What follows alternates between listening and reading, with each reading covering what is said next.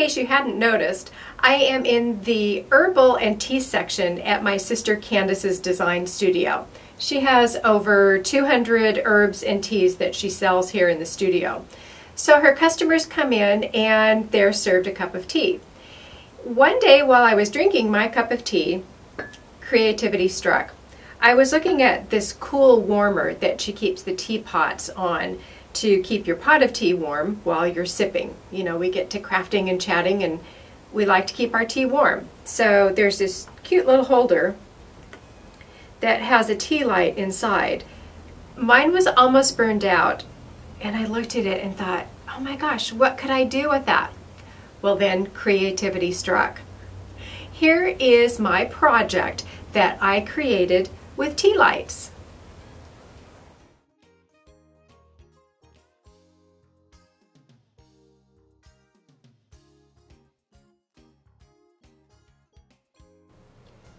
Here's what you will need to create your tea light frame. Pick a frame. I have a pretty oval shape, but of course you could do this on square or rectangle, whatever shape of frame and whatever size that you want. You will need your tea lights, scissors, glue. I use the flat white Rust-Oleum paint and high gloss sealer.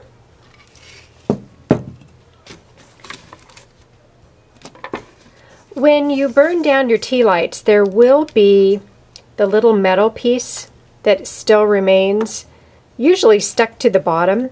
So just pull that out, and if you're using your new tea lights, just like I've done, you just pull the candle out. You could of course put these into something else to burn them, into a votive. Go ahead and use them, don't toss them away. The actual tea light metal is very easy to cut. It's thin, so you just use your scissors and you start cutting around for your petals.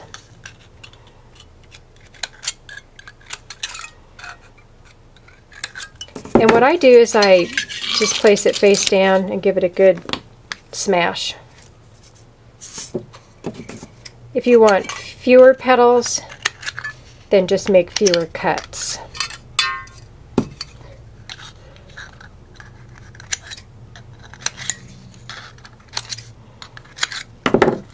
Place it on the table, press it down. Once you have your petals cut, what you want to do is you want to round off those corners. And be careful with this step. You may want to put on protective eyeglasses because these little corners can sometimes fly around.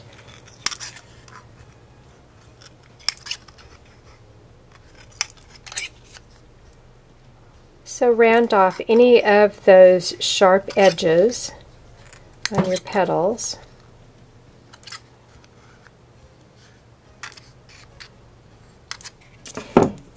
These are the little pieces you need to be careful.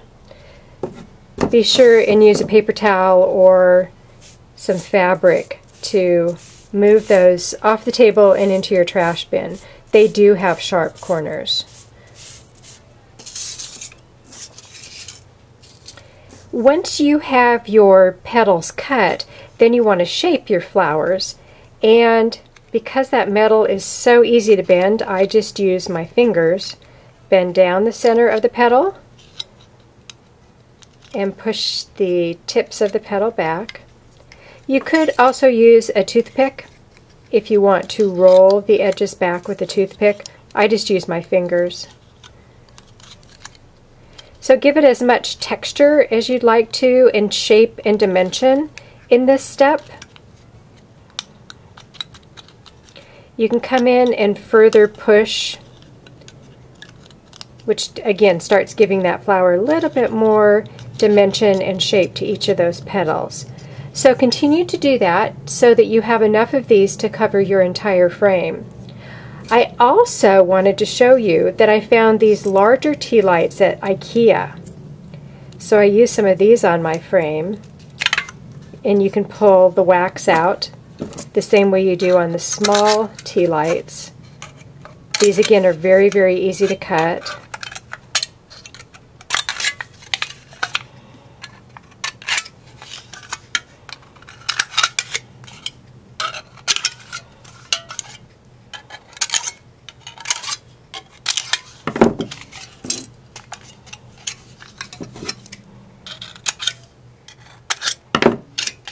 Place it face down. Give it a nice press. So this is the size that I used to create my magnets. Same thing with these, just round off those corners. And if you notice, I'm just going around and cutting the one side of the petals first. I just found that was quicker. And I see right here I need to be careful of that little piece because that is what can tend to be a little bit sharp.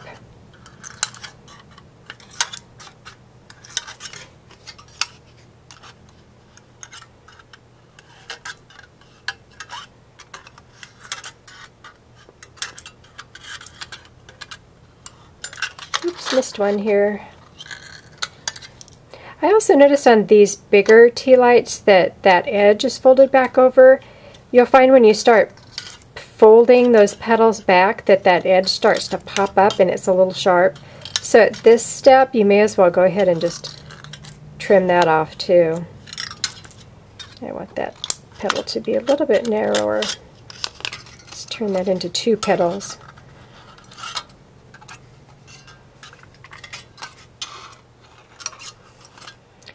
Did I miss any? Nope, that one looks good. So even with these bigger tea lights, you do the same thing in giving it some dimension just by folding it down the center and folding back the petals.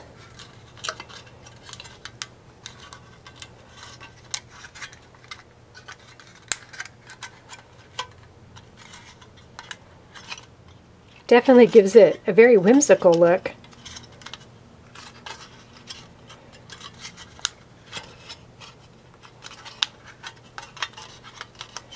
So as you can see, this is what we started with, and here's the flower that you can create.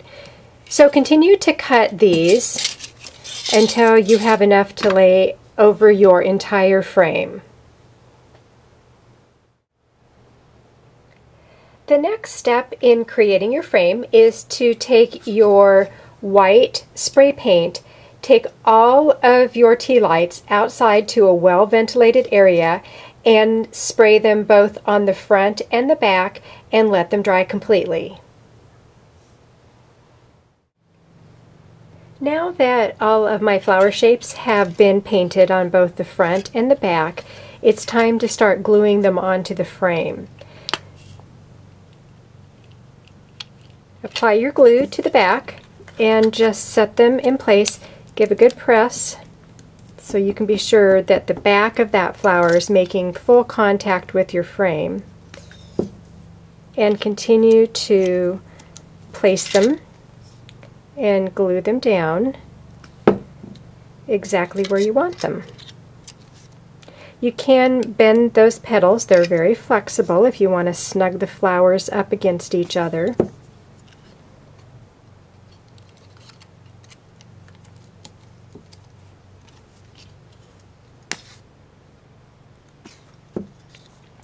And continue to add as many flowers as you would like to cover your entire frame.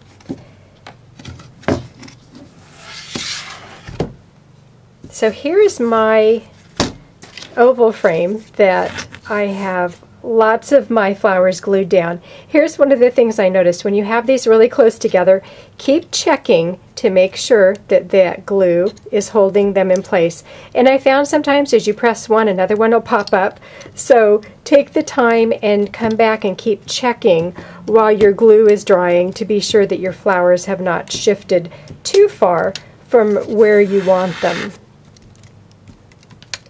So as you can see, if I press on one, another one may shift just a little bit.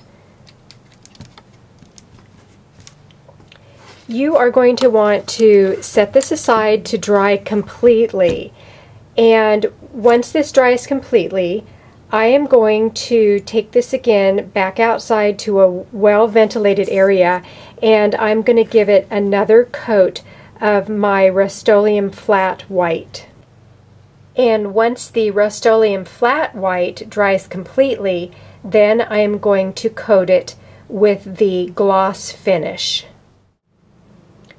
Once your frame has been completely sprayed and you have applied your gloss finish and that has completely dried, then you can leave it as it is, or you can certainly add a few more touches. I found these round glass pieces. This one happens to be beveled. I know that there are also larger marbles that are like this that would fit right in the center of your largest tea light, and you might want to reverse decoupage some interesting design. This is a piece of wax paper that I had painted another project on, and then I just stamped over it with a butterfly. You could add any sort of words underneath your little glass piece. Just adds a nice touch to your frame. In this example, what I'm going to do is take I have a piece of scrap of paper to the back that I've cut to the size of the center of the frame, and a nice little phrase, and this will be tucked into the center of my frame. So you could add buttons to the center of your flowers, you could add beads, you could add your flat back marbles. There's so many different ways that you can finish off this look.